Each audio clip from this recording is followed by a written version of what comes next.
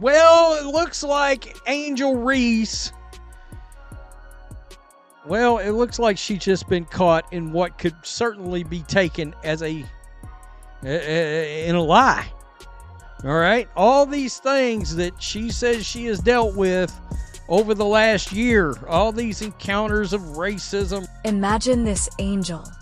Following yet another crushing defeat, this time to the New York Liberty, Reese sits down for what ought to be a standard press conference. Reporters are watching, the cameras are rolling, and then an unexpected event occurs. Reese seems to let something slip that totally deviates from the story we've been hearing for weeks about Caitlin Clark and the Indiana Fever fans, something her PR team undoubtedly wishes they could take away. Angel Reese, the most coddled, babied professional athlete in all of sports, continues to be the most babied and coddled professional athlete in all of sports, continues to have her peers say, "You go, girl. You be unapologetically yourself. Don't worry how rude, how arrogant, and how disrespectful you are. Don't worry about all the lies that you perpetrate. Don't worry about that." Although there was no proof of racist remarks said during the Fever game, Reese's recent admission on live television may be the true tale. What Reese said specifically when she believed no one was listening is the true question. Leave a comment below if you agree with the Fever and don't think Reese is telling the truth. Come on, let's go. Remember the guy that was out there waiting for him supposedly, and when the team was coming out, and of course we saw footage of that, and there was nothing malicious to it whatsoever that anybody could see. And then of course the Indiana Fever fans were yelling racist things or making racist noises out around the court. WNBA did an investigation, found nothing. Nobody but Rhee and her supporters were surprised by the WNBA's judgment after weeks of investigation after alleged racist remarks made during the Fever vs. Sky game. When the league started their official investigation, they didn't mince words.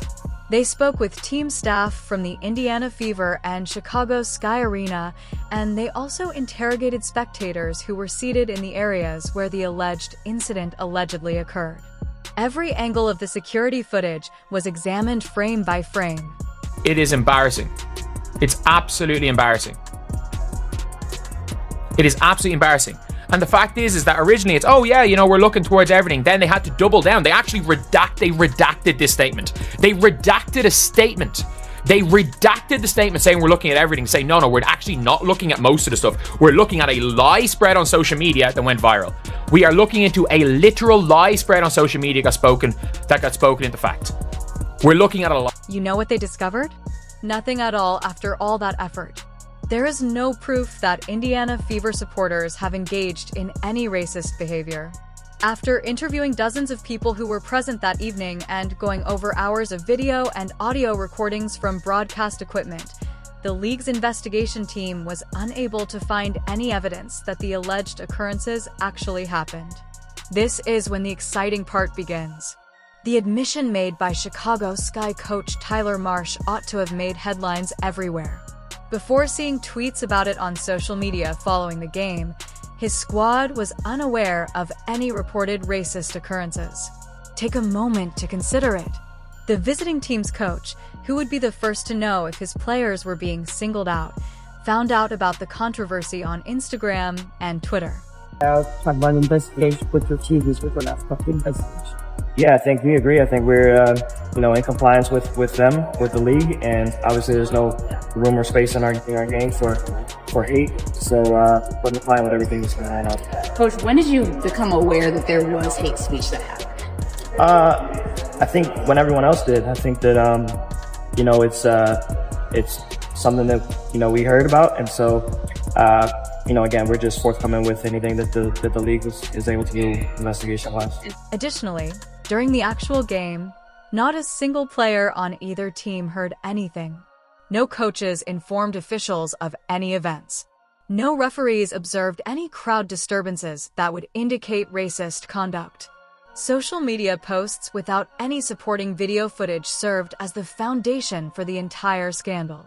No sound recordings, only text messages asserting that events occurred. Allegations that the Chicago Sky organization had never seen personally took them entirely by surprise.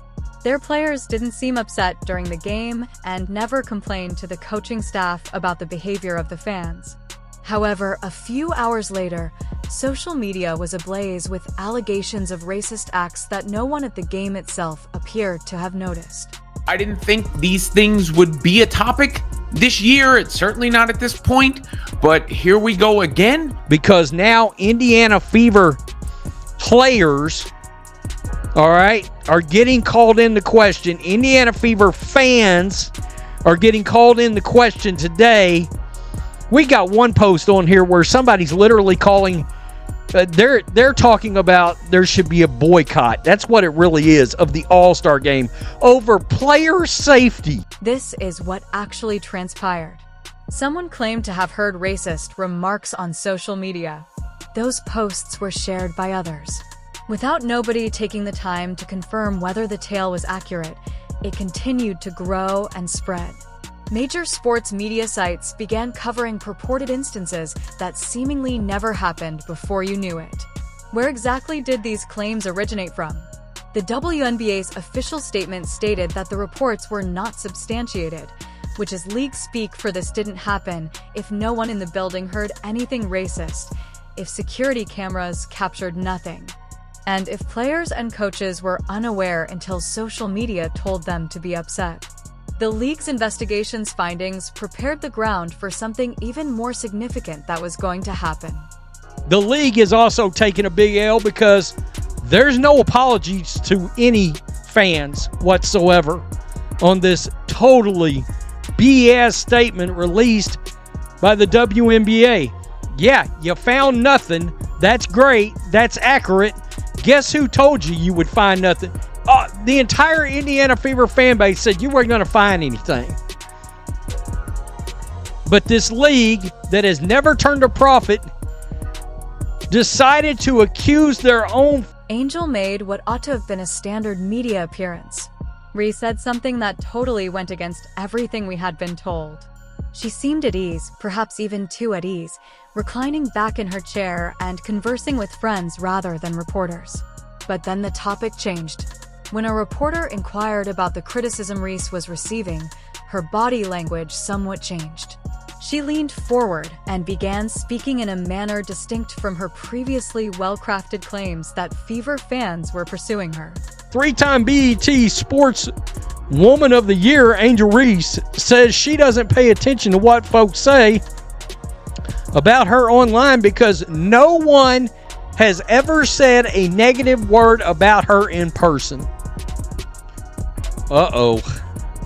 So what have you been talking about for the last 17 or 18 months? Uh-oh. I hope she realizes she just admitted this and did so on camera with audio. Yeah, nobody's ever going to let her let this down now. What she said next ran counter to weeks of developing the story. Reese seems to imply that the entire incident never took place and that she has never had a bad encounter with a fan. She discussed how people draw assumptions without fully understanding the circumstances and how things might get misrepresented online. Her wording gave the impression that she was acknowledging the dispute wasn't as terrible as everyone had made it seem. For you, Angel, tonight you were extremely efficient, played with a lot of poise and confidence tonight. For for all the scrutiny you do receive online and stuff of that nature, what kind of messages a game like this send to them, as well as just the kind of momentum that this can build for you throughout the season? Yeah, obviously don't worry about what's going on online. I get so much love in person. I haven't ever had a negative encounter in person ever. And I've been going through this for 3 years. I've never had an encounter in person that was negative. So people online are behind a keyboard for a reason, and I don't worry about that stuff. I trust my work. My teammates trust me. And I was telling Milla today, she felt like she was having a rough day, and I was like, how many times have I had a rough day? and you pick me up. So don't get down on yourself. I know my teammates have my back, my coaches have my back, and that's all that really matters. I don't have to prove anything to anybody but myself and my teammates. Second row on the left. Angel, I know tonight was not as you expected. Can I say something? This is That's wild. This admission was in direct opposition to what we had previously heard. The Chicago Sky and Angel re-endured terrible racist harassment from Indiana Fever supporters for weeks.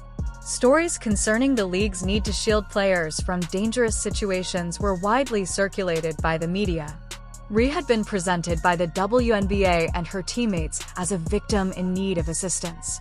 The reporters in the room began glancing at one another as they became aware that they were seeing something important. Short videos of Reese's remarks began to appear on social media within minutes. Twitter went bananas for basketball. Everyone began analyzing what she said and contrasting it with her earlier remarks. Quote, I get so much love in person. I've never had a negative counter in person ever. What did the league just go through 3 weeks ago? Over what was supposed to have been this race hoax. It turned out to be a race hoax, but this big situation in which the Indiana Fever fans were hollering racist remarks and making racist noises. And the league, 10 days this went on. This fiasco went on. And Angel Reese just admitted to the world she's never encountered a single negative person at all. This incident made the stark discrepancy between the public narrative and reality clear. Fever supporters were portrayed as problematic by the official narrative, but Ree now appeared to be reliving that in real life. According to her remarks, social media magnified something that might not have been that significant in the first place. Everything becomes clear when you relate this admission to the WNBA's inquiry results.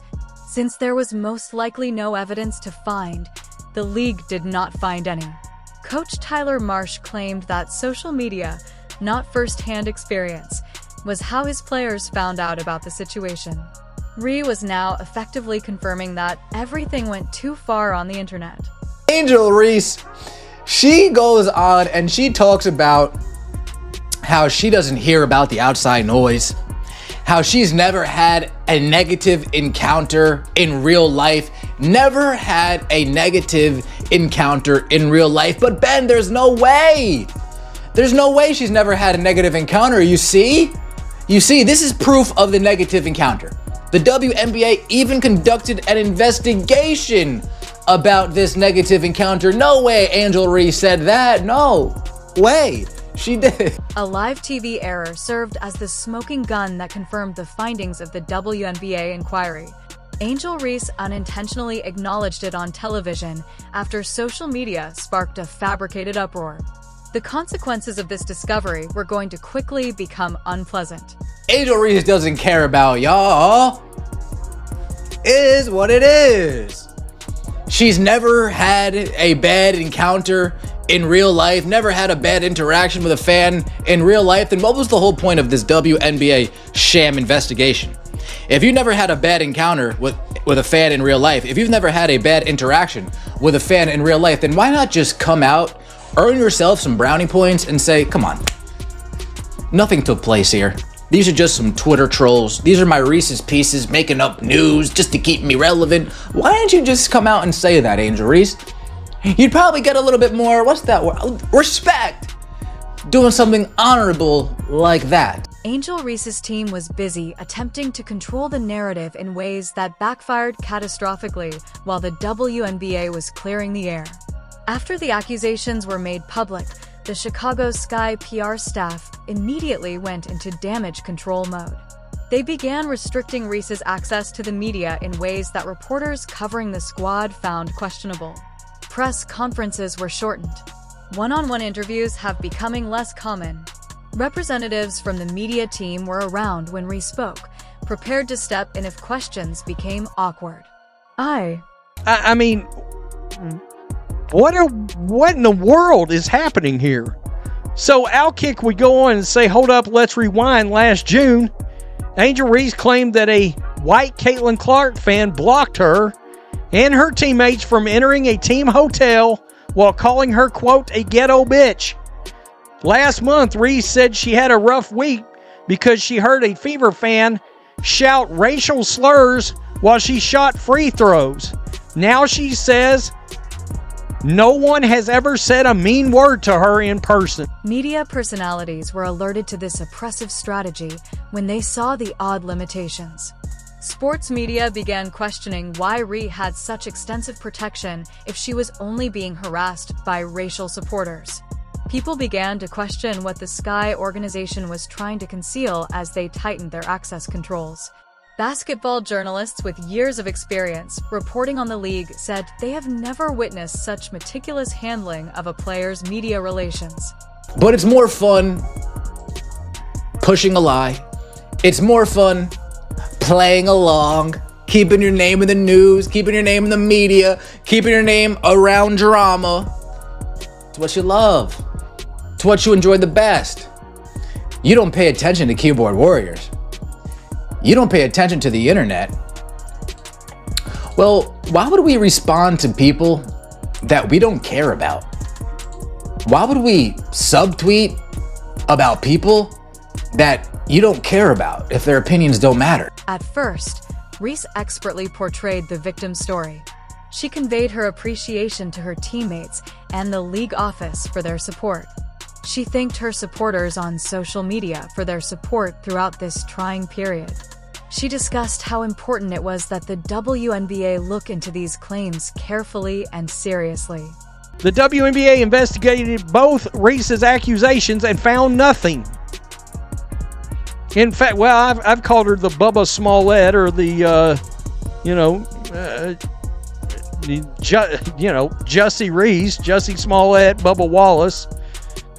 She's right there now. She's in that company with false race hoax. However, when people looked more closely at what really transpired, this victim narrative began to fall apart. There was mounting evidence that the entire episode was a fabrication based on rumors on social media. No audio, no video, no witnesses, just posts that went viral without any confirmation. Reese began to regret the things she had done in the past.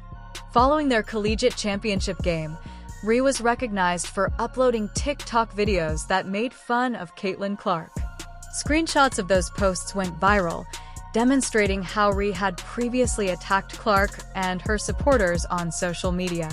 The hypocrisy was exposed. She had previously engaged in online harassment herself, but now she was claiming to be a victim of it. She even shared a more current TikTok portraying Clark as a white girl fleeing the craze. But this was put out right here. Again, hell, I thought it was fake originally.